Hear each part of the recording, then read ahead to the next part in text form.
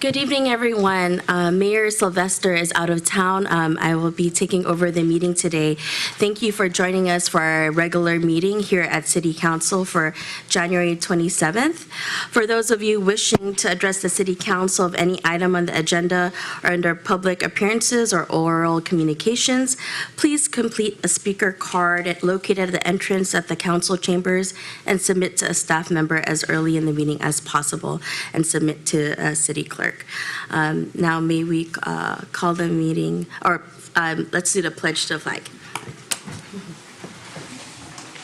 I pledge allegiance to the flag of the United States of America and to the republic for which it stands, one nation, under God, indivisible, with liberty and justice for all. Thank you very much. May we have roll call, please? Ms. DiGiovanni, Present. Dr. Rod, Here.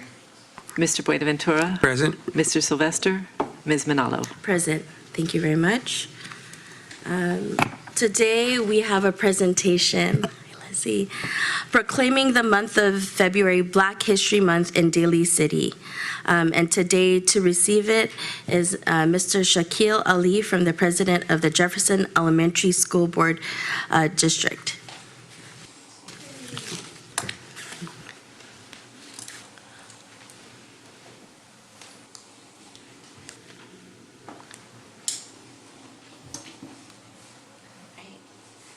So this proclamation is for Black History Month 2020, whereas February is officially celebrated as Black History Month to honor the achievements of African Americans in general, as well as their ongoing role in the development of the United States and their contributions to the city of Daly City in particular. And whereas in 1926, historian and author Dr. Carter G. Woodson, also known as the father of Black history studies, introduced Negro History Week to resist racism and to highlight the role of Blacks that have played in the development of civilization. And whereas in 1992, the city of Daly City began honoring African Americans by observing Juneteenth, the oldest known celebration commemorating the ending of slavery in the United States. And over time, the Juneteenth commemoration grew into the celebration of Black History Month.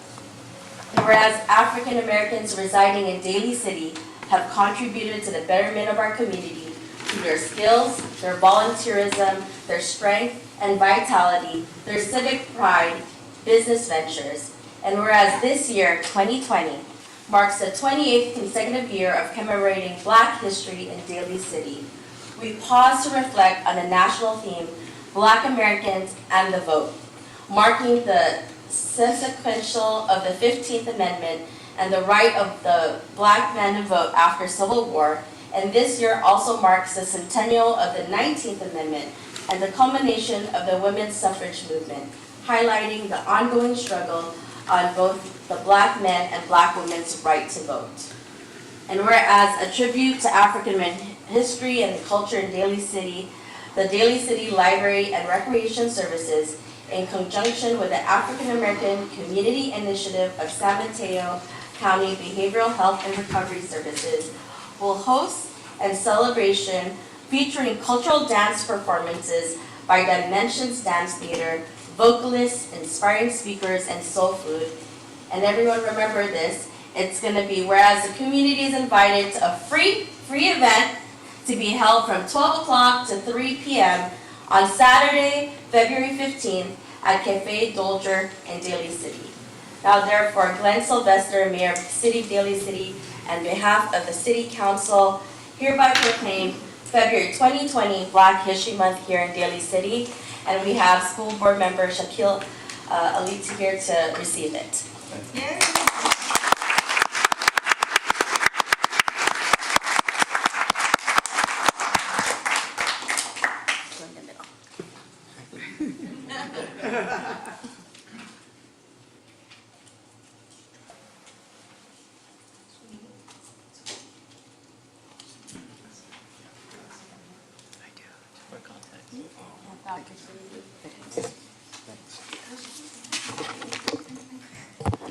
Good evening. Evening. I'll turn it this way. Okay. Good evening, everyone. First of all, thanks to all the council people and the mayor who's not here. I gladly accept this proclamation, and I'd like to really accept it on behalf of my mom. I was born in San Francisco, but we moved to Daly City when I was very young, and I owe a lot to some of my mentors from when I grew up in the Bayshore District in Midway Village, public housing.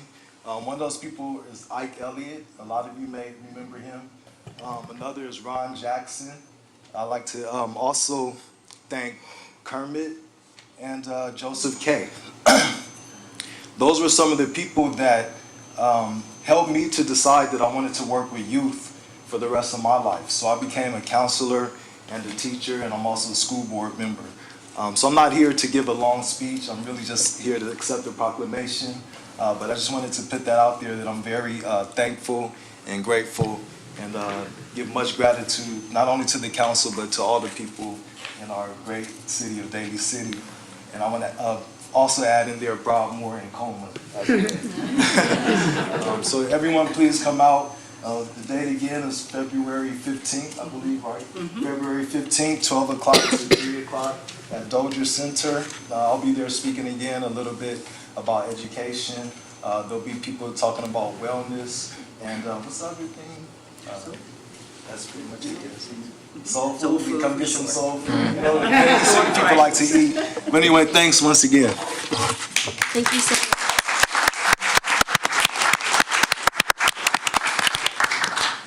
And thank you so much, Leslie, for doing always an amazing job in organizing.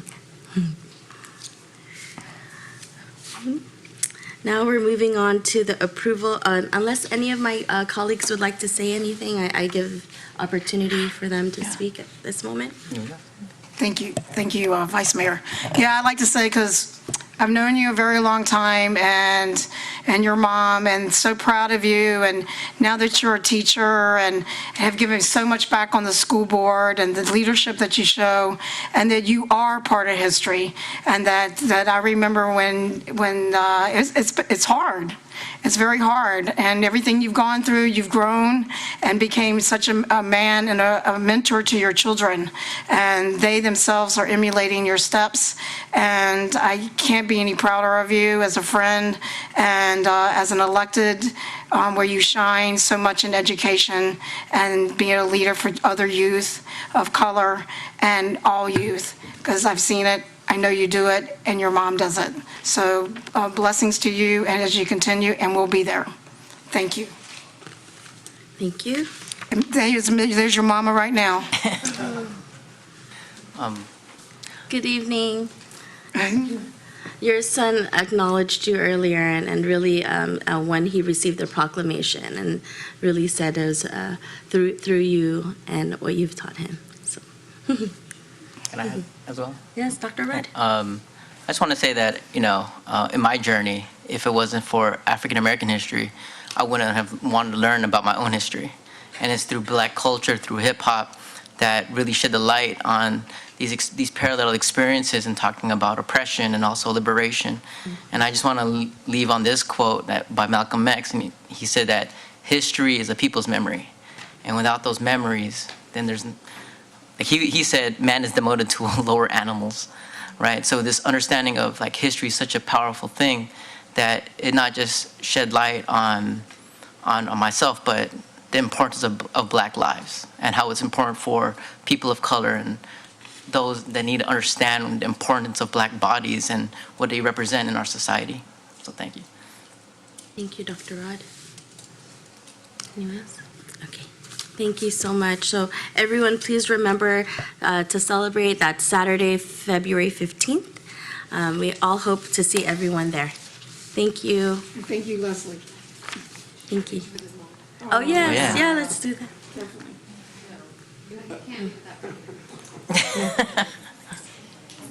With the proclamations.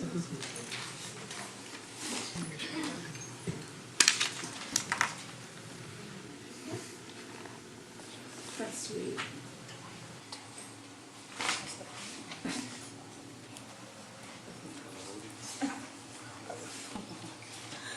Yes, you're in the middle.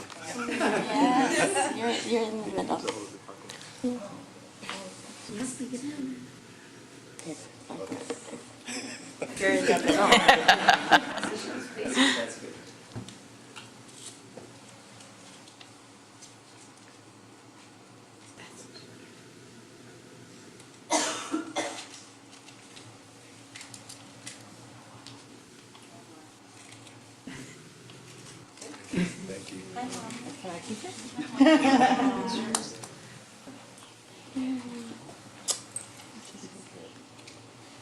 Thank you. Raisins.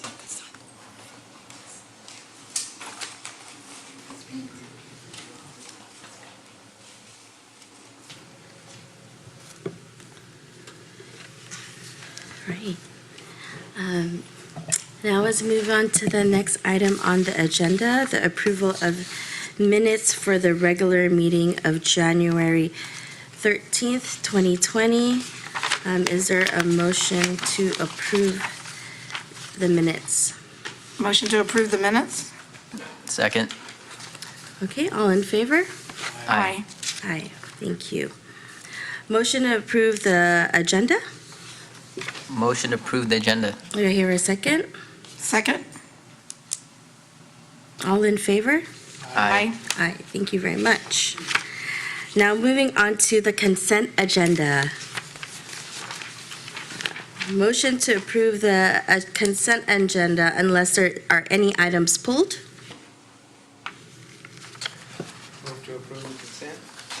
Move to approve the consent agenda. Okay, do I hear a second? Second? Okay, all in favor? Aye. Thank you very much. Now moving on to our public hearing. Item number 7, approval of the resolution approving Government Code Section 52201, summary report in connection with the disposition and development of property by and between the City of Daly City and Equity Residential. We have staff with Ms. Motherhead and also Attorney Zimmerman. Good evening, Honorable Vice Mayor and members of the City Council. Just to clarify, this summary report does apply to property at 6401 Mission Street, which I don't think was clearly identified in the agenda. After the dissolution of redevelopment in 2011, the City of Daly City's successor agency drafted a long-range property management plan that detailed the disposition strategies for former redevelopment agency properties. The property that is the subject of tonight's report, located at 6401 Mission Street, was marketed in 2017, and subsequently, Equity Residential was selected as the preferred developer. Their proposal includes a purchase price of $540,000 and a development concept of 170 multifamily residential units. Through ongoing negotiations, the city and the developer created a draft disposition development agreement that the council will be reviewing at the next item here, that sets forth terms and conditions of the sale and development of the site. Prior to the sale of the site, it is necessary that the city create and make available a fair use report pursuant to California Government Code Section 52201 that affirms the fair use of the property and its creation of an economic opportunity. Cosmont, an independent consultant of the city, prepared the Government Code Section 52201 summary report in compliance with the code.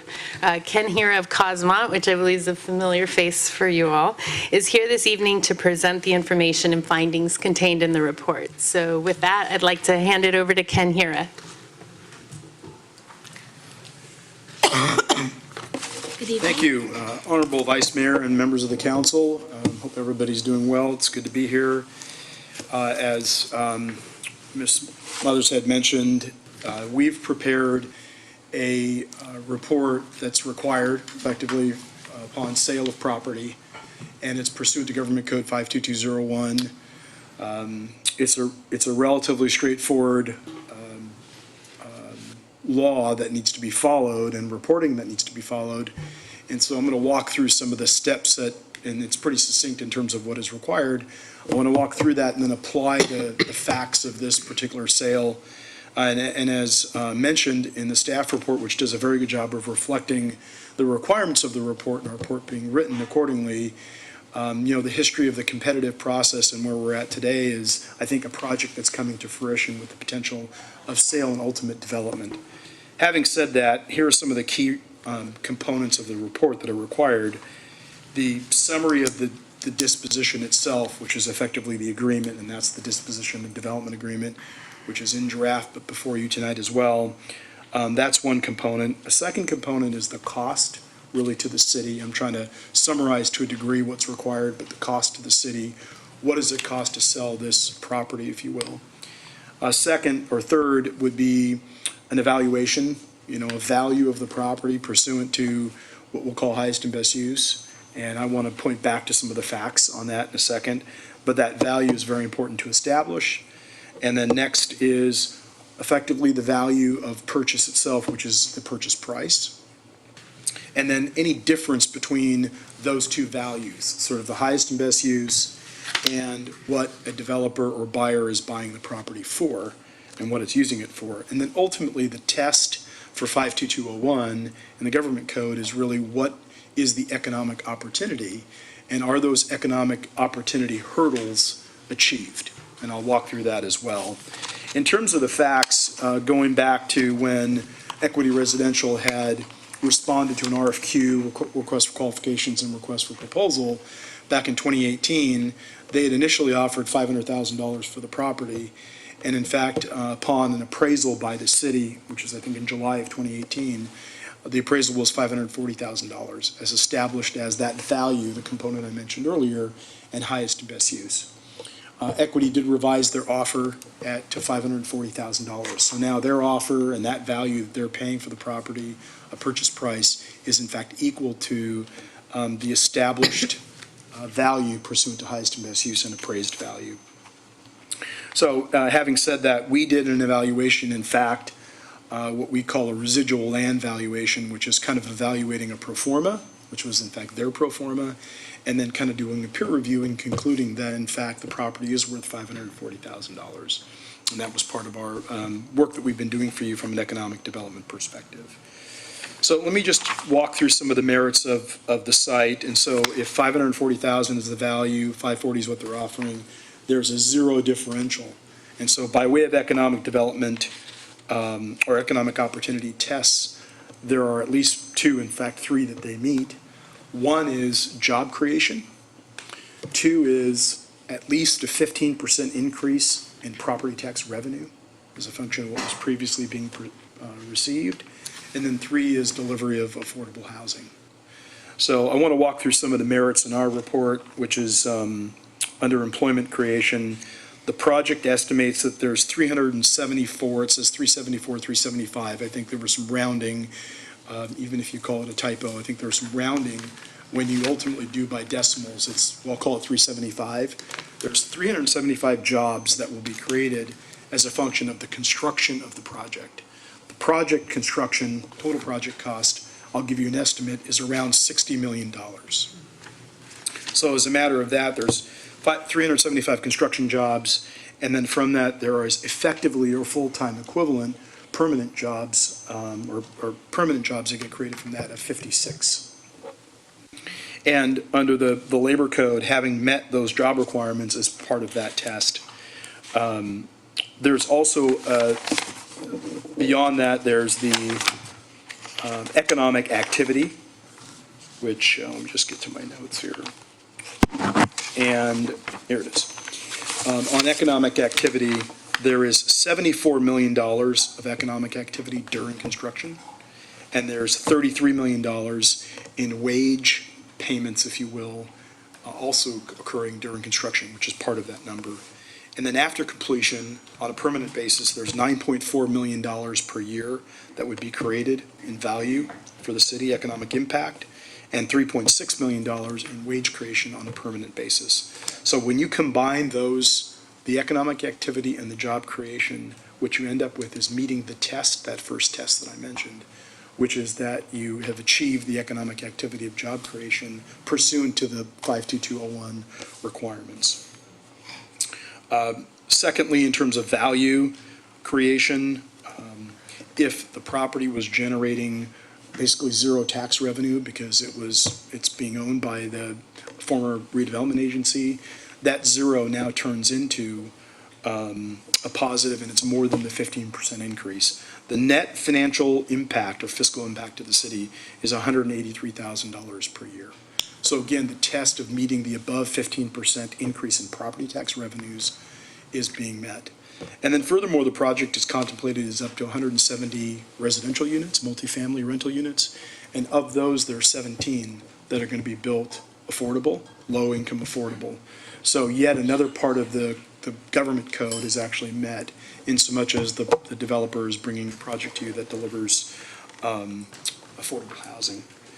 And then in addition to that, just to point out a few other things, which is in our report in Roman numeral 8, the project converts a long-time underutilized piece of property, vacant land, that, in our opinion, offers a solution to some of the critical housing stock that's needed in the city and across the state for that matter, and 17 units that are affordable.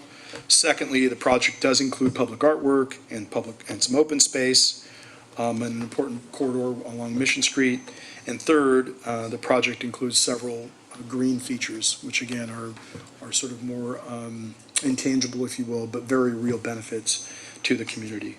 So given all the facts, we've concluded that the property is deemed, in our estimation pursuant to the code, acceptable to be sold based on the meeting of these merits and really the merits of the project. I look at it holistically as well, is that we've been through this process over the last couple of years in terms of going out to find a suitable development and a suitable developer, if you will. As you know, I refer to the developers as partners. I think you have a partner at the table who can effectuate a future development site from your property management plan and build a project that is germane and appropriate to your city and meets very critical government code requirements. Just also for the record, we're working on many of these 52201 reports for many cities across California as we speak. And so, we're very comfortable with writing this type of report and coming up with these types of findings. Available for questions. Thank you. If there are any questions from my colleagues? No? I just have a real quick one. I know that consideration, because this is when I saw this on the the agenda, but was there any discussions on, even though I know you don't have to or whatever, on us using the union labor for any of our jobs? Well, there wasn't really a discussion in so much as, at least from a subsidy perspective, there's zero economic subsidy. So there's no gift, if you will, from the city of public funds. Oh, okay. And then are we going to use a prevailing wage? What are we doing for our labor? Those are aspects that will be discussed in the disposition development agreement. This Okay. is a summary report for fair use that the property is within the government. Okay, So those considerations were not considered as part of this report. okay. But we are going to be discussing it. Yes. Okay, thank you. Okay. So no other questions on this item. I know that this has been empty for a while.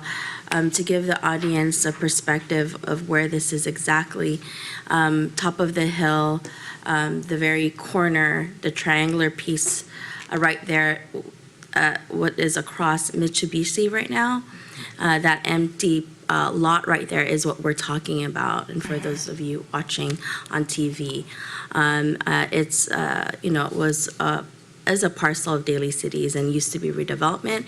And at this point, it seems like there's been some extensive feasibility studies, it would be housing, more housing at that area, but also they would provide the below market rate units at 10% that we require. So do we have to open? Okay. Motion to open public hearing, please. Do we have a second? Second? Thank you very much. I don't see any cards for this item here. So motion to close public hearing. So moved. Second. Thank you very much. Moving forward, adopt resolution by roll call. I make a motion I move to adopt a resolution. Second. Okay, may you have roll call, please? Ms. DiGiovanni? Aye. Dr. Rod? Aye. Mr. Buenaventura? Aye. Ms. Manalo? Aye. Thank you very much. Moving on to item number 8, adoption of the resolution approving the disposition and development agreement, DDA, between the city and Equity Residential for property located at 6401 Mission Street. And we have both staff here again for the area we're talking about. Anything in particular to talk about regarding the disposition and development agreement for the DDA, please? Sure. First, I'd like to thank Vice Mayor for situating us where the property is. Usually as a planner, I do that. I guess I failed to do that, but it was a good point to bring up. This is that vacant parcel at the top of the hill adjacent to the 88 Hillside Development at John Daly, Mission Street, and Brunswick. Again, just sort of to recap the history of the site, initiated by the dissolution of the redevelopment agencies in 2011, the City of Daly City successor agency drafted a long-range property management plan which detailed disposition strategies for former redevelopment agency properties. The property management plan was approved in 2015, and the property located at 6401 Mission Street was included in the long-range property management plan as a site to be retained for future development. In March 2017, the city marketed the site through a competitive RFQ process. Equity was selected as the preferred developer, and on April 9th, 2018, the City Council approved an exclusive negotiating agreement between the City of Daly City and Equity Residential for the property located at 6401 Mission Street. Since that time, the City and Equity Residential have negotiated the project design and the terms and conditions of the DDA. The proposed DDA is for a proposed development of the property as a multiple-family rental housing development of up to 10 stories and consisting of up to 170 residential units, including approximately 17 apartments that will be affordable to low-income households. This would also include ground floor publicly accessible open space and additional amenities, including public art. Once Equity Residential entered into an exclusive negotiating agreement with the city, they applied for a general plan amendment, plan development amendment, and design review to consider the change of zoning from office to the proposed multifamily development that's identified in the draft disposition and development agreement that's being considered tonight. The developer and city staff have diligently processed the entitlement application, and it is anticipated that the Planning Commission and City Council will review the entitlements in April of this year. The disposition and development agreement lays out a variety of business deal points. The draft DDA was attached to the staff report and made available for public review. I'm going to highlight just a couple of the deal points. There's a lot of legalese in there, but I think some of the germane points were identified in the staff report. The DDA identifies the description for the development plan, which I've already mentioned. There's a little more specificity in there, but essentially we're looking at 170 units of multifamily residential. The purchase price is indicated at $540,000, and that would be paid in cash. In terms of organized labor, maybe to back up a little, it's important to note that the project as proposed would be using modular construction, which means elements of the building would be built off-site and then brought to the site and assembled. So in terms of organized labor, the off-site fabrication of the modular units would be assembled in the greater Seattle and greater Portland areas. Several of the manufacturing partners do utilize union labor in their facilities, including Supreme Steel, which will be constructing all of the steel for the project. once those modular units are brought on site, there would be on-site construction and assembly, and that will involve working with local unions to create blended crews of ironworkers, carpenters, and laborers. The developer's local partner, Swinnerton Builders, is signatory to the carpenters and laborers unions and will play an instrumental role in facilitating the creation of these crews and the execution of the on-site work. As already mentioned, Equity Residential will be meeting the city's inclusionary housing ordinance by providing 10% of the units for families earning 70% of the area mean income. So they've met that requirement. And then I think one of the fun sort of creative parts about this project is that they will be providing public art at the northern tip of the project site with an open plaza area. The DDA specifies how that public art would be selected. And essentially what would happen is some public art concepts, just some ideas would be presented to the city's Arts and Culture Commission. And then based on feedback from the Arts and Culture Commission, the development team would then come up with a specific art piece that would essentially be brought to the city council for approval. The installation and maintenance of the artwork would be borne by the developer, and a value not to exceed $100,000 has been established. The draft DDA was made available for public inspection pursuant to the California Government Code. Staff is recommending that the council conduct a public hearing and consider approval of the disposition and development agreement with Equity Residential for the property at 6401 Mission Street. The development team is also here if there's some additional questions of the team, as well as staff being available.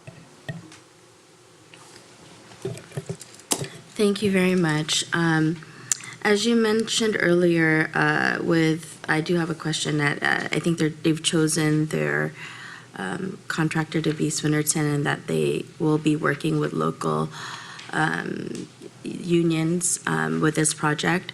But since it's modular, it's going to be built off-site. But when they do need laborers, it will be working with the unions, as mentioned. In a blended crew format, yes. In a blended crew format. Okay, and then the other question I do have is, it mentions 70% AMI for the below market rate units. What are those units in particular? How many units, and what are the unit sizes? I mean, I know the units, there's 17 units, but what are the unit sizes that are being proposed? Right, I don't know the square footage, but I believe all the units in the development are one bedroom? Studios, I'm sorry. Sorry? Yeah. Thank you. So our ordinance require that they be equally distributed throughout the building, and that the proportions are reflected, the proportions are similar to the proportions of the overall project. So if 20% of the affordable units are if 20% of the units are two-bedroom, then 20% of the affordable units would be two-bedroom. They match the mix, and Exactly. they're distributed evenly throughout the Right. building. Great, so they're all studios? They are studios, And they're micro units, studio units, and one-bedroom units. Okay. Okay, great, thank you. I did notice, when we did have our committee meetings prior, a lot of the items that were discussed are put forth here, and one of the great things is that it's memorialized around ensuring there's that public art piece that was talked about, and really involving the community. So for me, it's great to see that in here and memorialized in a way to have the community more involved, especially with public art that will be in a really pivotal place right at top of the hill. Very. And then in the past, you mentioned that it would be one of the first in California if it were to happen. Is that still using the modular technique for building? Would that still be the first in California? It's true. This is what we're proposing is a panelized system that's called Sustainable Living Innovations. They've built a prototype project in Seattle, and we're working on another project with them in Seattle right now. This would be their first project in California. Okay, thank you. I think those are all my questions. Do my colleagues have any questions for the developer here or Equity? I'm unfamiliar with micro units. What is the difference between a micro unit and a regular I mean, studio? I think it's a smaller studio unit, I guess I would say. There's Okay, I'm just trying to, okay, 'cause in my head, I'm thinking like a studio is really small, and then a micro unit is even smaller, so it's like a dorm room? No, it's not a dorm room. No, it's got a full bathroom and a kitchen, and it's, you know, a studio, I think the definition has changed, you know, over time, but a studio unit may be, and I'm gonna get this wrong, it could be like, you know, call it 450 square feet, something like that. A micro unit might be even smaller than that, and I don't recall exactly what we have in the project right now. But it, you know, it might be a 350 or 400 square foot unit. Okay, and then just a little bit more definition and clarity around the idea of modular construction for those at home. Is it kind of like, okay, I'm just gonna use my imagination here. Is it kind of like Legos that are created and then it is built over there and then came over and you click it on, kind of like Legos? In a sense, I mean, there's all different kinds of modular construction. Okay. This particular system, you know, sometimes there are systems that are built as a kind of, you know, cell or a unit off-site, and the unit gets shipped. Gotcha. Or it'd be a portion of a unit, and those get kind of snapped together. In this Gotcha. case, it's panelized, so there's floor panels and there's wall panels, and they already have the power and the MEP systems built within them. And essentially with this system, you know, the iron workers are coming out and they're building a steel frame. And as they're building the steel frame, these panels show up and get, you know, Gotcha. hung off of the frame, so to speak. Okay. All right, thank you. Thank you, Vice Mayor. Thank you. Do you know about what percentage? I know that Ms. Mother said you were saying about it's mixed labor. Is there a percentage that you know that would be local labor? I don't know that off the Like it'll top be of my head. local rather than, I know, like, which I appreciate, I know that Seattle particular thing, they do have a mix and they do use some union, because we have modular in, that unions use here locally as well, which is relatively new, but at least they're trying to do that and bringing that in. But what percentage would they use as a local, in our local unions? I'm sorry, I don't know that off the top of my head. Okay. If somebody could find that out, that'd be great. For Well, local. We yeah. can do that. Yeah, thank you very much, appreciate it, but thank you for a great presentation. Thank you. Also, for the audience and people that would be interested, when you say 70% AMI, what is, I think it'd be helpful just to say what exactly those income ranges are. Yeah. Something that I know. Betsy, can It would be helpful for a community you? to understand. Can you go get the, okay, sorry about that. That's okay. And that fluctuates, obviously, every year. So what would happen is the units get priced once we're at the point of distributing a marketing plan. So the units would get priced into construction. So it's not a number that we could say tonight would be the number, but I understand you just want it for illustrative purposes. Yes, definitely. I think many times when speaking to community members, their question is always, how much is the rent? What income levels will be available? Because they want to know if they qualify. So if we have that information for our community, it'll be helpful. And if anything, I appreciate if Betsy can get it, we can get it later on, and at least provide that information. Thank you. Are there, I know this is the disposition portion of it, but is there any conceptual drawings we could look at right now while we're waiting for? I don't have any. Right, so also just, the development will actually get brought to the city council. The specifics of that development, the elements of the affordable housing plan will all be included in the entitlement package, which should come before the council late April, early May. Great, thank you.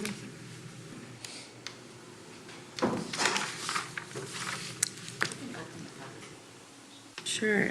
Motion to open the public hearing. Motion to open the public hearing. You have a second? Second? All right. At this moment, there are no cards on this item again. Motion to close public hearing. Motion to close public hearing? Second. All right, thank you very much. So I think if that could be included in the minutes, I think it would be suffice. When Betsy gets that information, to include it in the minutes so that the public will know what the AMI level is, how much roughly the rent will be, Okay. et cetera, so we can move forward. So Great.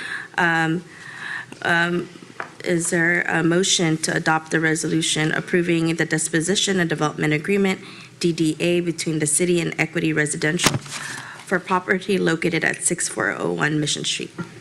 So moved. I have a motion. Do I have a second? Second? All right, roll call, please. Ms. DiGiovanni? Aye. Dr. Rod? Aye. Mr. Buenaventura? Aye.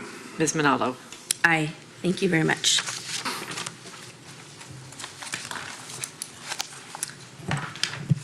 Item number 9, adoption of resolution authorizing city's participation in the statewide community infrastructure program with the California Statewide Communities Development Authority.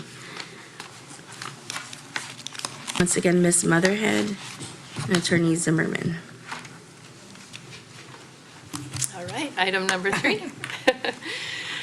Okay, before you this evening is a resolution authorizing the city's participation in the statewide community infrastructure program, also called SCIP, with the California Statewide Communities Development Authority in order to enable property owners to finance public capital improvements and/or development impact fees imposed on new developments in the city.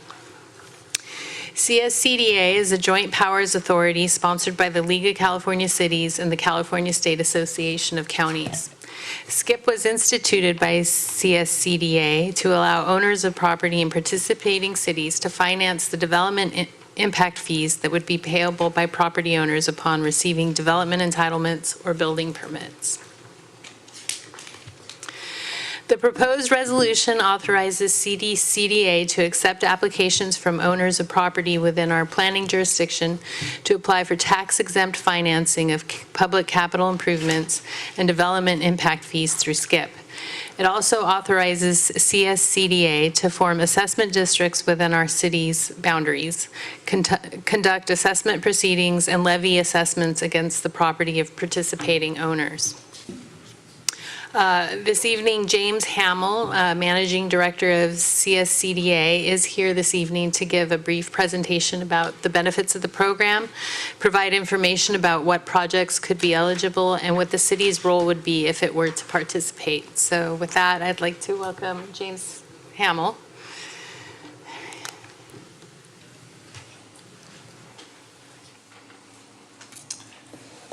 Good evening, Honorable Vice Mayor and members of the council. James Hamill, Managing Director with CSCDA, and thank you for having me this evening. Just to give you a brief overview, you've heard who we are, a little bit about the program.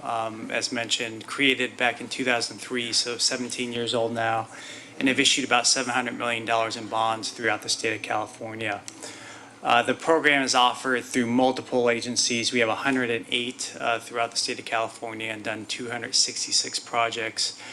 Within the area here, the County of San Mateo is a member to the program. City of Millbrae is also a participant, but a pretty broad spectrum as you look across the Northern California area and the Southern California area. This is used by a broad group of developer groups. You'll see on this list here, it goes from small to large. So a large group of developers are using this program as a tool for their financing of impact fees and improvements. And I'll get a little bit more into the details of how this works. So the benefits to a city like yourself is this is a turnkey program that really takes the onus off your staff and the time to put together this type of financing. And a couple slides later, I'll go as to what we do in terms of the process and what you do from the city perspective. This can finance projects as small in impact fees or infrastructure of $500,000 all the way up to $10 million. So typically, you cannot go down to that low amount, and you'd have to do some other type of financing versus this. The reason we're able to do that is we pool projects from all across the state. So you're getting cost-effective financing for 10, 15, 20 projects, so the cost is spread across. The advantage to the developers is that they're able to put this as part of their equity stack when they're building out this project, and it can provide competitive rates for the financing that they're doing. What we've also seen is that because this is a pool program, is investors out there see this as more like a mutual fund, so the rates are much lower than you would get on a standalone financing. So what can be financed under the program? Typically, it's the eligible improvements are all hard infrastructure improvements, streets, sidewalks, storm drains. It doesn't include fees such as school fees, affordable housing fees, or police fees. So it's really hard infrastructure impact fees or infrastructure can be financed under the program itself. So how does the city become a member and participate? The city is already a member to CSCDA. The last time we were here was in 2017 for the Brunswick Apartments. We helped finance that project. The city adopts a one-time resolution to participate in this program. And within that resolution, you are authorizing CSCDA to levy an assessment within the city. Now, that does not mean that we don't contact your city, work with the city in terms of the projects. City staff has to approve every application that comes through, and that is a process that we work diligently with your staff to do. So a developer will complete an application for the program. Once that application is complete, we work with your staff for the program to confirm everything is correct in terms of improvements and or impact fees. If there are improvements being done, there's an acquisition agreement in which the city will acquire those improvements when they are completed. And then the city signs off on a form that says you are complying with all federal tax laws. What that means, simply put, is that you're not using these funds for general use. They're specifically for the project itself. So last two slides here. Here's what we are doing, the developers are doing, and the city is doing from this perspective. So the top line is where we are today is you are adopting the resolution or potentially adopting the resolution here. After that point, our board conducts all the proceedings. We issue the bonds for the project, and then we administer the district. That includes continuing disclosure, rebates, any tax roll splits, and if there are any delinquencies or foreclosures on the properties, we handle that. Your city and your city attorney does not have to deal with that. All entitlements are done by the developers and working closely with the local agency. And then the fees and everything paid for the property and the bond payments are borne by the developer or the property owner themselves. The last slide here just kind of gives you a peek at what we did last year and kind of gives you an idea of real life. We do 3 bond issuances a year, one in the spring, one in the summer, and one at the end of the year. The interest rates, as you can see, are extremely low for this type of financing. Our first bond issuance last year went out at 4.33%, fixed for 30 years. Second one went at 3.82%. All these are fixed for 30 years, and as you can see, it's a combination of between 14 and 10 projects, or 15 at the high end, 10 projects here. And that brings the economies of scale to this. In addition, you'll see at the very bottom, it's projects from all over the state. You have West Sacramento, you have San Diego, you have Indian Wells, who are all put into this pool. The one thing I like to mention about this slide is Nothing is cross-collateralized, so if a project in Indian Wells goes bad, it does not affect the city of Daly City. Everything is individually packaged so that if there is a problem, nothing comes back to the city itself in terms of risk. So with that, it's a brief overview of the program. I'm happy to answer any questions that the council may have. Thank you very much for your presentation. At this point, do my colleagues have any questions?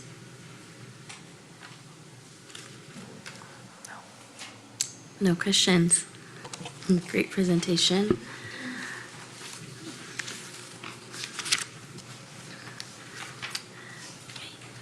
May I have a motion to open public hearing, please? So moved. Second. Thank you very much. Once again, there are no cards this evening. Motion to close public hearing. So moved. Second? Okay, thank you very much. At this point, do we have a motion to adopt the resolution authorizing city's participation in the statewide community infrastructure program with the California Statewide Communities Development Authority? So moved. Second. Okay, may I have a roll call, please? Ms. DiGiovanni? Aye. Dr. Rod? Aye. Mr. Buenaventura? Aye. Ms. Manalo? Aye. Thank you very much. Moving on to item number 10. Thank you. Oh, sure. Then open item number, okay. Okay, so at this moment, we're moving over to item number 8 to add the MI levels and rent levels to item number 8. So do I make a motion to go back to item number 8, City Attorney? Oh, okay. So given that these are smaller units, we could expect that the household sizes would be anywhere from 1 to 2 persons. 70% AMI for a one-person household is $79,075 per year, and for a two-person household, it's $90,375 per year. And then the rents could range anywhere from a little over $1,000 for the micro studios to up to $2,219 for the one bedroom. And again, the income levels and the rents would fluctuate depending on changes to the AMI. Okay. Thank you so much, Ms. Motherhead. And I appreciate that. That will be in the minutes to let the community know. Thank you.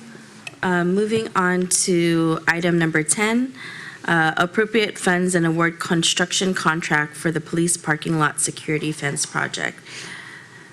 Mr. Yip. Is it Mr. Yip?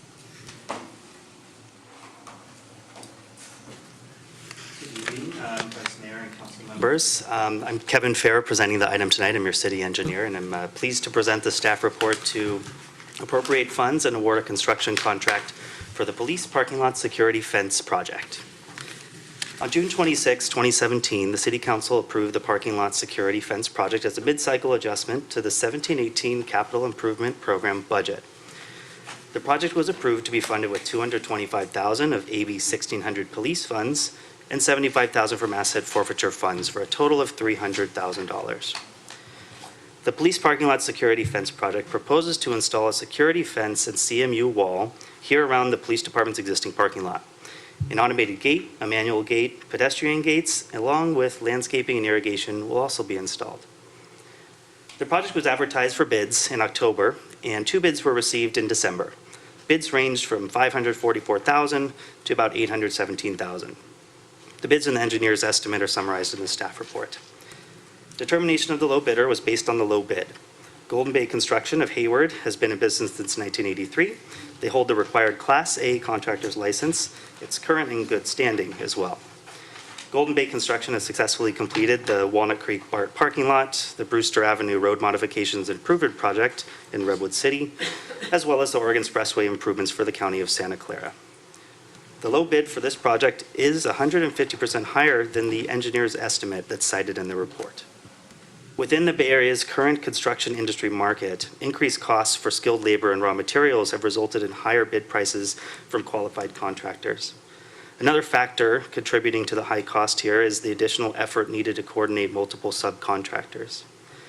The project itself was bid during the winter to even further attempt to attract a wider pool of contractors.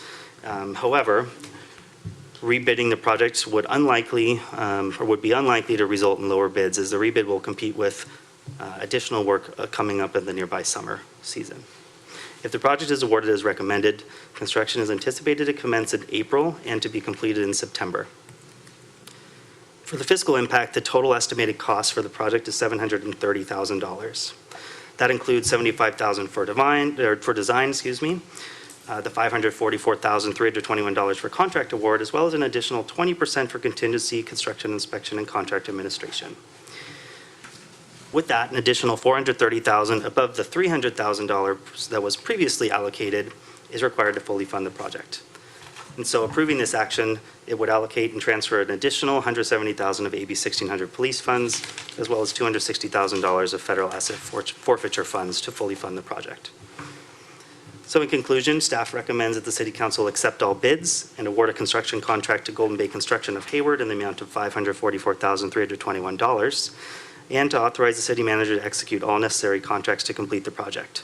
We further recommend that City Council approve the design documents, affirm the CEQA determination of categorical exemption, and to appropriate the $170,000 of AB 1600 police funds and the $260,000 of federal asset forfeiture funds to fully fund this project. And I'm available to answer any further questions or provide additional information. Thank you very much for your presentation. At this point, are there any questions for staff? Move to adopt the resolution. I have a second. Second. At this point, may we have roll call, please? Ms. DiGiovanni? Aye. Dr. Rod? Aye. Mr. Buenaventura? Aye. Ms. Manalo? Aye. Thank you very much. Thank you.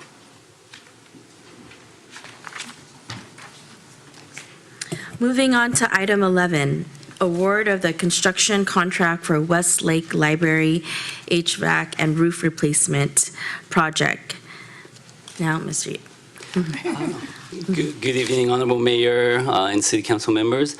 Staff recommends that the city accept all bids, waive minor irregularities, and award a construction contract to Roofing and Solar Construction of Novato, California, in the amount of $952,000 for the Westlake Library HVAC and roof replacement project, and authorize the city manager to execute all necessary contracts to complete the project.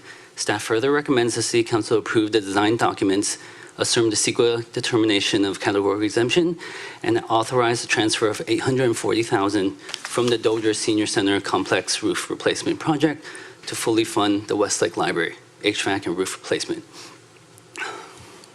The City Council authorizes agreement with IMEG to do the design, plans and specifications, and construction estimate for the project. The HVAC system at the Westlake Library is antiquated and deteriorated to the point that repairs have become costly, and air circulation throughout the building is poor. Certain components of the HVAC system are not serviceable due to the inaccessibility. The project will replace all 4 units and the 4 exterior roof enclosures and any associated ductwork, piping, exhaust fans, and the directional digital control, DDC temperature control system, guardrail, and associated structural and electrical work. In addition, the roof requires replacement. The built-up roof is in poor condition and is past the suggested manufacturer's lifespan. The roof and HVAC replacement were both identified in the facility assessment report prepared for Westlake Library. The project was advertised and received 3 bids, which ranged from $952,000 to $1,540,000.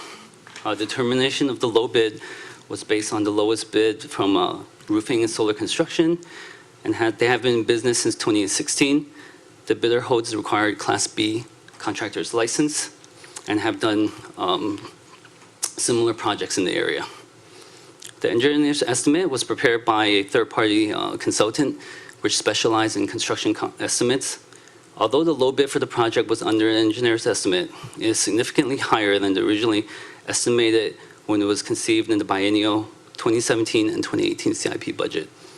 In the Bay Area's current construction industry market, increased costs for skilled labor and raw materials has resulted in higher bid prices from qualified contractors. It is anticipated that construction costs will continue to increase. Therefore, staff is recommending to move forward with this project. Additional funds are available from the Dozier Senior Center roof replacement project. The city accepted and appropriated State of California grant funds totaling in $1.5 million to fund the roof at Dozier Senior Center. And if approved, the Westlake HVAC and roof replacement would utilize these unexpended funds. The total estimated cost for Westlake Library HVAC and roof replacement is $1.32 million. And this includes $126,000 for design, $952,000 for the contract award, and a 25% for contingency, construction inspection, and contract administration costs. An additional $840,000 above the previously adjusted budget of $480,000 in the adopted fiscal 2017 and 2018 CIP budget is required to fully fund the project. And this will transfer $840 of unexpended funds from Dozier Senior Roof to the Westlake HVAC and roof replacement. Staff is available to answer any questions from City Council members. Thank you so much for your presentation. Are there any questions from my colleagues regarding this item for capital improvements? I just have a quick question. Maybe just over my head, but when, if we do approve, when do we start, and when will it end or complete? Oh, we're anticipating to start construction in March of this year. I see here. And be completed in August. Gotcha. In August of 2020? That's correct. Oh, here it is. Thank you. If there are any no other questions for staff, I entertain a motion. I have another question. How does this affect programming at that branch? The facilities will be open during construction. We may need to utilize some of the parking that's off the streets for debris bins. But other than that, facilities will be completely open during construction, and we should be able to work maybe on one of the off days. I believe they're closed on Mondays. Gotcha. Thank you. I just have a quick one, Vice Mayor. Councilmember DiGiovanni. Thank you, Vice Mayor. I just want to say, I know this is long overdue, and it's really our facilities, so I want to thank you for addressing that, and Mr. Chu. Okay. Thank you, City Council Member. It's not healthy for them to be in there. So I think it's somewhat related, but not related. Because we got to take care of the roof replacement project in partnership with Assemblymember Phil Ting and providing us the grants, now we're able to do this other project. And that's why there is kind of a transfer of funds. Last year, or 2 years ago, we're able to get funding from the state to do capital improvements.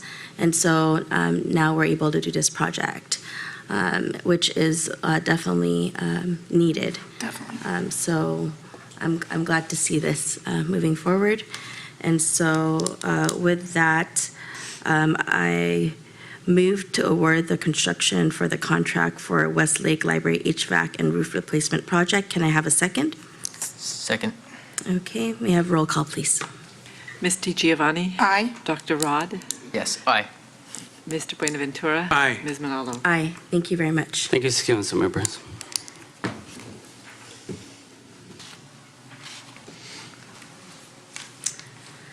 Item number 12, this will be the second reading for the ordinance number 1435, adding chapter 2.58 to the municipal code, establishing small business commission. Ms. Silverman. Thank you, Vice Mayor. As you recall, this item came before the City Council at the last regularly scheduled meeting for introduction. It is up before the council for adoption by roll call, and it is second reading ordinance number 1435. Thank you very much. Move to adopt the ordinance. Excuse me. May I ask? Sure. I had asked regarding, at the last meeting, to have this a commission meeting televised. Is that something that needs to be included in the ordinance? No, it does not. Doesn't? Okay. All right, good. Yes. And then also, the ordinance said that the meetings are going to start at 6 PM. I thought that our commission meetings usually start at 7. So I'm just wondering should we be consistent? Should we change it? It varies. In the top of my head, the personnel board meets at 6 PM, so it's. Oh, they do? It can Okay. vary.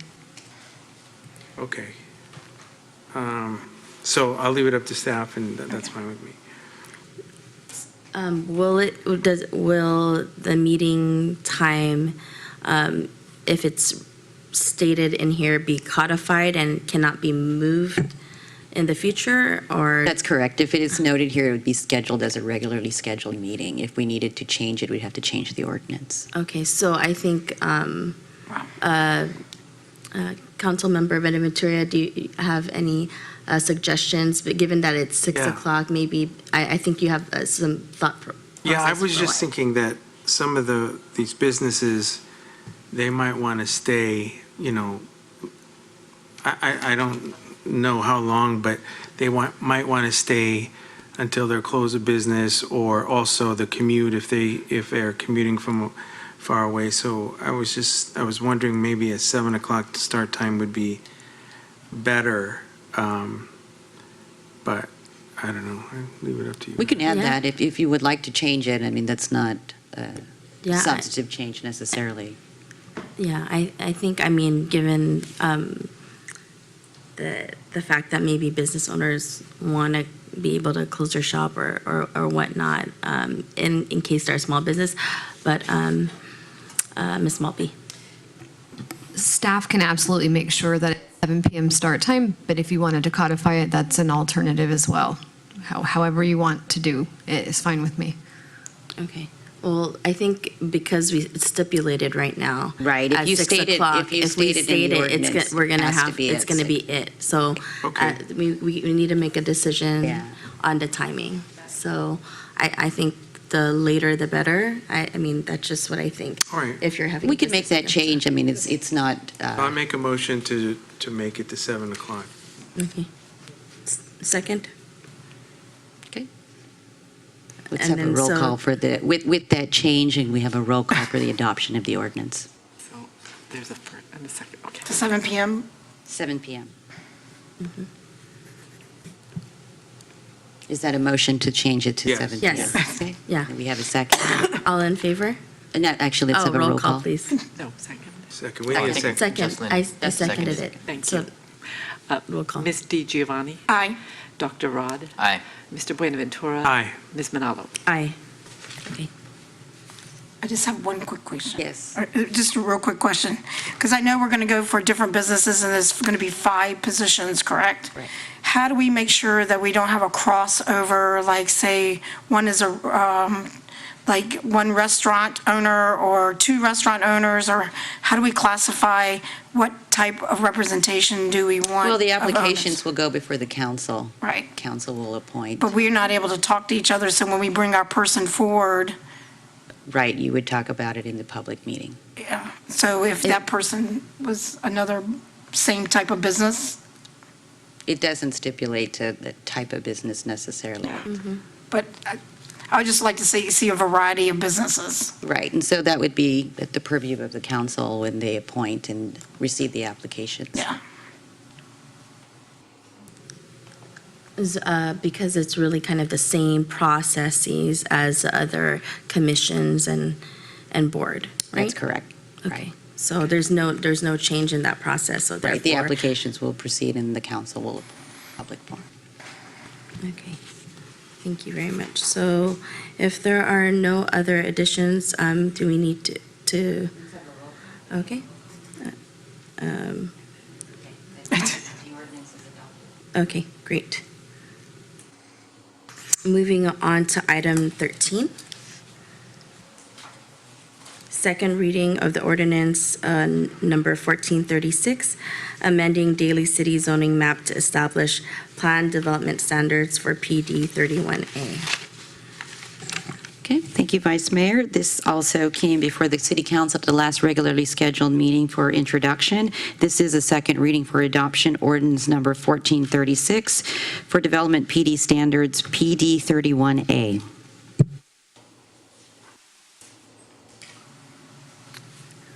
Are there any questions? This is just the second reading of the ordinance. So I move to approve the second reading of ordinance number 1436, amending the Daly City zoning map to establish plan development standards for PD 31A. May I have a second, please? Second. Second, may we have roll call? Ms. DiGiovanni? Aye. Dr. Rod? Aye. Mr. Buenaventura? Aye. Ms. Manalo? Aye. Thank you very much.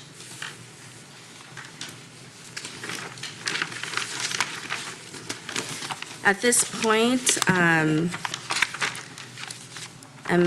if there's any public appearances or oral communications, I do have, I don't have a speaker card for you, but would you like to speak? If you do, we'll just need to have an official speaker card. I have this. It will. Okay. Thank you. Great. So we have Ms. Teresa Ferrer with the United States Census Bureau. Good evening, Vice Mayor, members of the council. This is merely just say hello, that actually in my role right now, I wanted to inform you that to add to the wealth of information that's been given, the city's doing a great job with regards to the census's participation as well as the county. I hope to be able to round that up and let you know that as the federal part of that, I'm in your neighborhood, I'm down the street, and it's just a hello. We can do future presentations if you like. I do know that elected officials will be trained on Thursday, I believe, in Belmont. So at this point, I would just rather just say hi and give you let you know I'm here. Thank you very much. Thank you for that. We know that the census is extremely important for our communities and that everyone needs to be counted. And it's so important that everyone gets counted in our city and our county. About $10,000 average per person if we lose out on that if we don't get counted. So please spread the word to everyone. Thank you so much. Are there any other, have a quick evening today. And so we're going to move on to appointments. Any appointments on any board or commission membership committee appointments this evening? Seeing none, we will move on to reports for the council committee.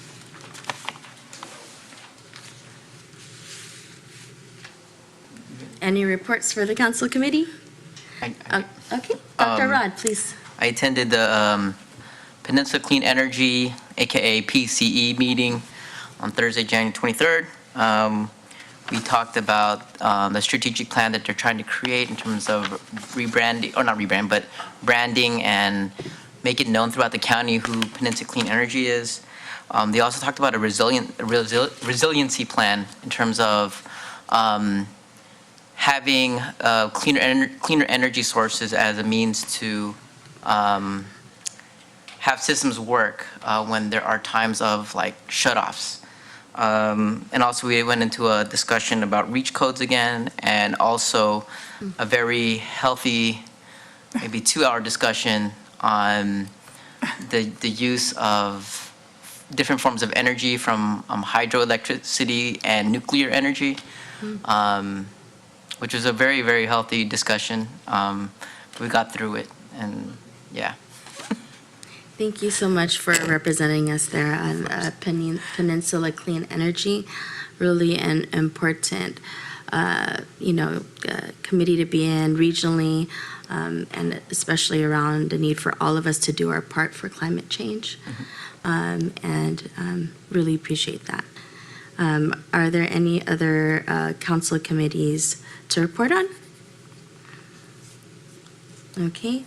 Council committee meetings from January 10 to January 27th. We did have, I believe it was a development meeting with Mayor Sylvester and I in regards to something that passed this evening, talking about the housing for the teachers and workforce housing and staff for the Jefferson Union High School District. So that was a committee that we had that both of us had the pleasure of speaking with leadership and staff. So that's something that the community all voted for, something that everyone should be proud of, and I believe they do have a groundbreaking ceremony that will be happening on February 5th, which is really exciting to see this, because if anything, it all helps our students, it helps our teachers, and helps our community as a whole. And then the other council committee meeting, I don't have it with me, as did we have another development one? I feel like that's affordable housing. Oh yes, I can't forget Miss Betsy Sobel. Thank you so much for your hard work. So we did meet with our affordable housing committee with Mayor Sylvester and I. It's always a fruitful conversation. The staff has brought about excellent work around looking at a draft inclusionary rental housing program, the guidelines. We have not formally done this in the city of Daly City, but it's important work to be done given the fact that we do have development and rental opportunities down the pipeline. Also, the extension of East Mulkey, the conditional loan agreement. As we all know, in the Bay Area, there is an extreme need to sustain affordable housing opportunities. And one very unique opportunity that Daly City did was actually retain about 16 units of housing and partnership to provide a loan to Sandhill. So, for instance, one way we can have affordable housing is to build affordable housing, but another way to preserve and stabilize is buying buildings, apartment buildings that can be maintained as affordable housing rents. And so I think we're looking at this issue on all aspects, and very thankful and proud for the staff's work on this. Also, there was a request from HART to borrow Daly City Housing Trust Funds from our Affordable Housing Trust Funds. We needed more analysis on this and more information in order to move forward to allow our own housing trust funds to be utilized by HART.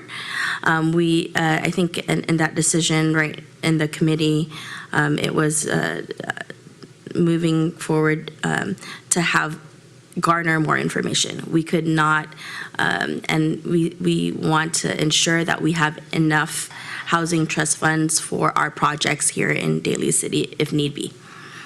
And those were the two meetings for the city council meeting agenda. So thank you so much for that. Any other council meetings? Now moving on to city council reports. Any city council reports from my colleagues? Council Member DiGiovanni. Yeah, I picked this appropriate time rather than the adjournment because I just wanted to let people know that, a reminder that today is International Holocaust Remembrance Day, and I know that there was it's the 75th year of the liberation of Auschwitz. And so there were survivors actually there, and we have very few survivors left to tell the story.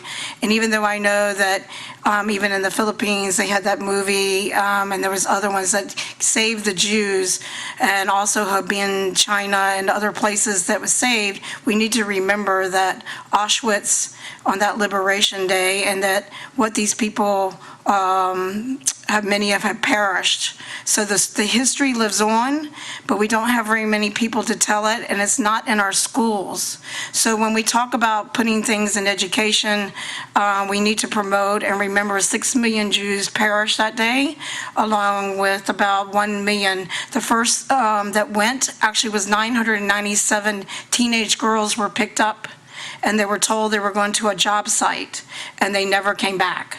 So today, again, is the 75th anniversary, and there's a saying that it's called Yama Hoshana, and that I hope that we can maybe bring in Daly City a remembrance maybe next year, or because we don't have very many left. San Francisco has a few in their organization, and we have few left here that are first-generation survivors. So the stories need to be told, and I appreciate the time, and to remember that anti-Semitism does live, and it has increased.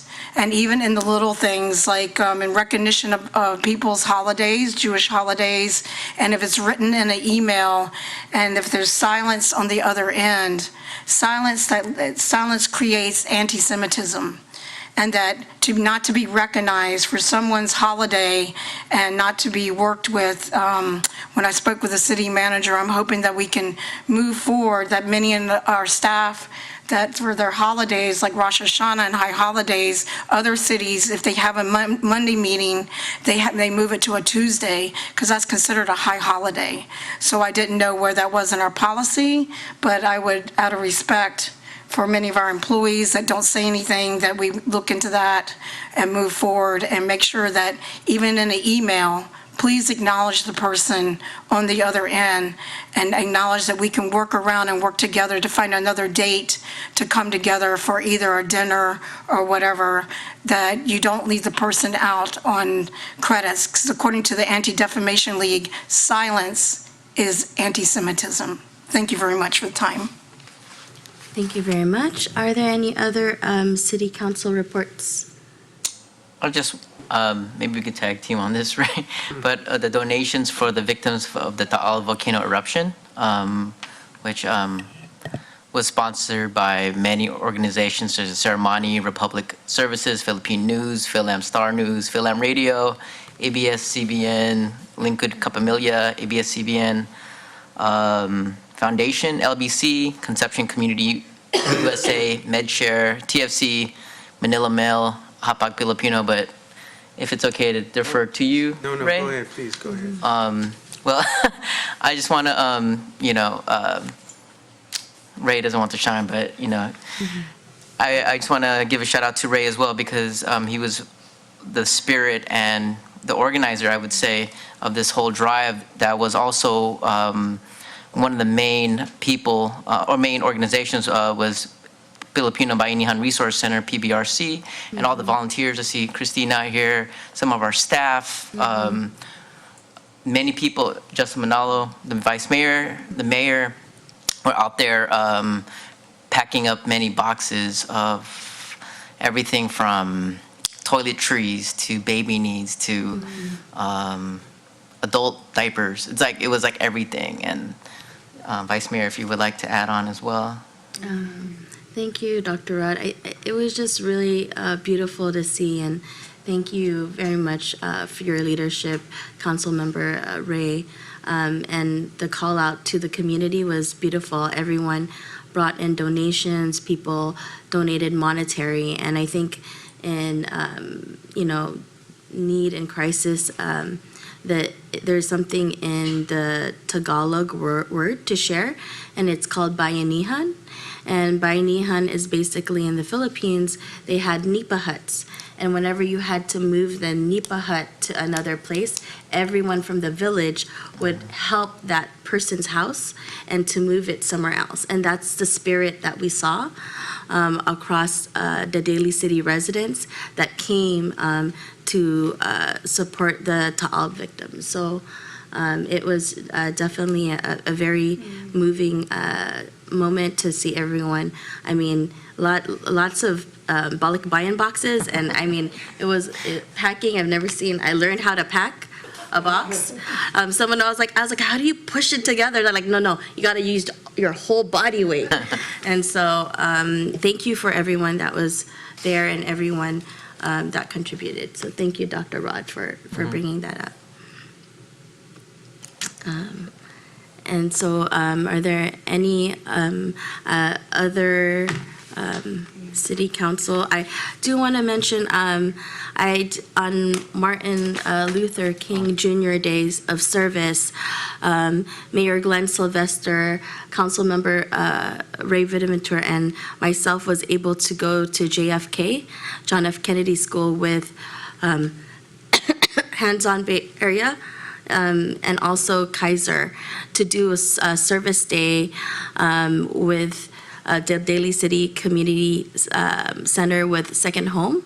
So it was really a day of action. You know, Martin Luther King stood for equity and to fight against injustice, but also as a day of action, really to give back to the community. So it was working on beautifying the school as well as beautifying the nonprofit space that provides integral services for our community called Second Home. And then also really had the wonderful pleasure to march in the Martin Luther King March that day alongside the community in San Francisco, marching from the Caltrain all the way to the Yerba Buena Gardens with Mayor Leonard Breed. And so that happened last Monday. So at this moment, if there's no other reports from City Council, I'm moving over to staff reports. I have no staff reports, but thank you, Vice Mayor and council members, for asking. We do have some housekeeping, and this is the time I send it over to you, City Clerk.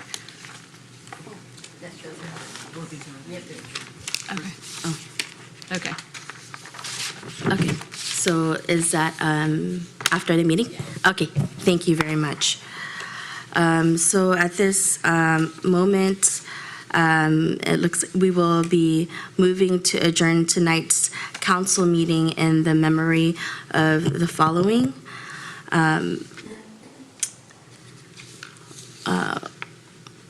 Marco Castellana, and you have Desi Dagan in the audience today. Marco Castellana, on January 9, 2020, the Filipino community lost one of its brightest stars, Marco Castellana. At the age of 44, he died of an unexpected heart attack. His death is being mourned all across California. If you look at money as a measure of success, his GoFundMe has nearly twice in size, which proves the love that people have for him. But the true measure of Marco's life is the impact he's given to the Filipino community. As a gifted branding expert, he was one of the co-creators for Undiscovered Night Market that helped launch the Soma Pilipinas Filipino Cultural District. The impact of Undiscovered is really an amazing space and place for the community. If you think about an intergenerational moment where you see the lolas and lolos, which means grandmother and grandfather, come to this space, feel like they can walk across the stage and dance, and then also see young people with their young families, celebrating culture, celebrating food, celebrating history. There's a beautiful synergy that happens where you feel community.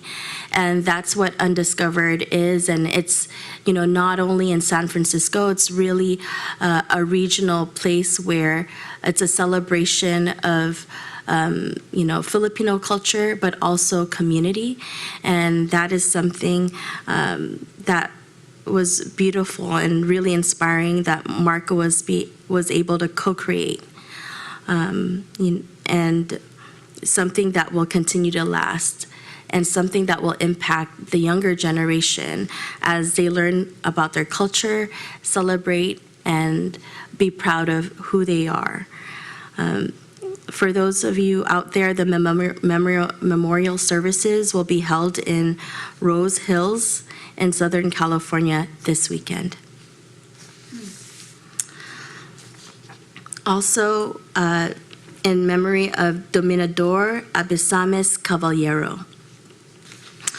Dominador Caballero was born on November 5th, 1951, and passed away on December 20th, 2019.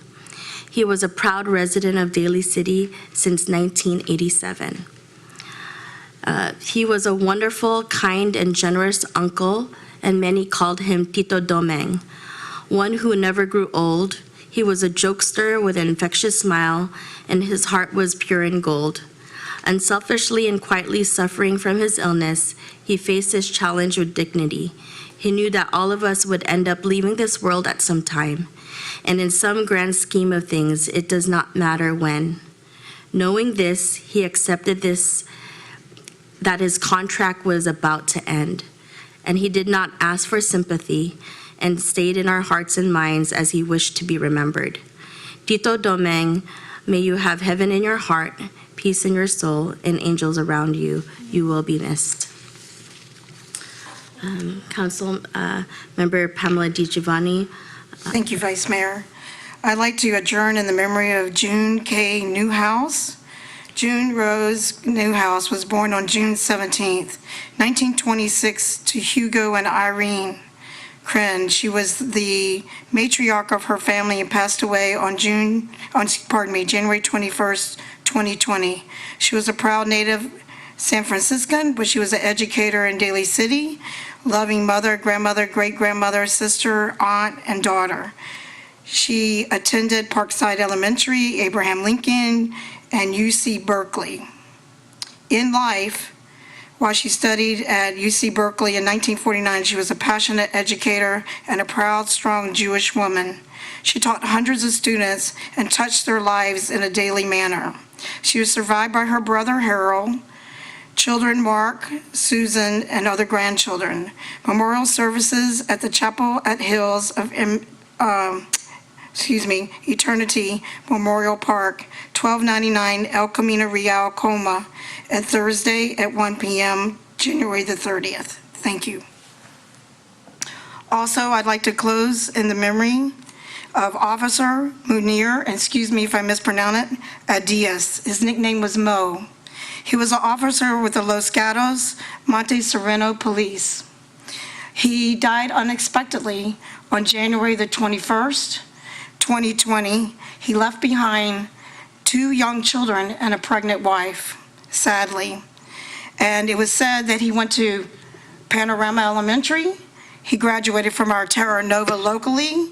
He got his bachelor's degree in criminal justice at San Jose State. He proudly served as one of the first Muslims in that community, where the chief proudly gave him permission to wear his beard and use his sense of humor throughout the police department. So I sadly close in his memory, and he was a very young man and a loss to his community and to the law enforcement community. Thank you, Vice Mayor. Thank you, Councilmember DiGiovanni. Also adjourning in memory with the helicopter crash victims, Kobe Bryant, Gianna Bryant, John Altobelli, Carrie Altobelli, Alyssa Altobelli, Christina Mauser, Ara Zabayan, Sarah Chester, and Peyton Chester. Can I also add. As a person that grew up in Southern California, sharing the same, we both graduated in 1996, and I just want to let everybody know he was a cultural icon of our generation. And when I found out about his passing, along with his daughter, along with Orange Coast College baseball coach John Altobelli, Christine Mauser, who I think I have friends that know her, that live in Southern California, it was heartbreaking. And to lose a person that I looked up to, even though he was my contemporary, was a hard thing to deal with. Like the last couple of days, as a person that loves basketball, but he transcended basketball, and his memory of Mama mentality to just strive and work hard and do what's passionate for you, and the influence on the whole generation of people. It's a memory of you, Kobe. Thank you, Dr. Rod. Councilmember DiGiovanni. Thank you. Okay, and if there's not enough tragedy, we lost U.S. firefighters that were out fighting our fires in Australia. They were Captain Ian Macbeth, First Officer Paul Clyde Hudson, Flight Engineer Rick DeMorgan, and what didn't make it to the list is the crash that killed the 50 Marines and the Navy sailor, and also the crash in Afghanistan as well. I received multiple to our law enforcement officers. It was too much to keep up with, but hopefully we can get the names. It was a flood full of losing law enforcement officers, sadly, this month on Reading Post. And I also want to take a personal Altobelli family, and even to the other crash victims, but happened on a personal note to know the Altobellis, and sadly, my heart goes out and breaks for all. Thank you, Vice Mayor. Thank you, Councilmember DiGiovanni. Also, in memory of Beatrice Kodama Gunsberg, Daly City Police Department's Diane McCarthy's mother. In honor of everyone that we've mentioned this evening, may we all please have a moment of silence.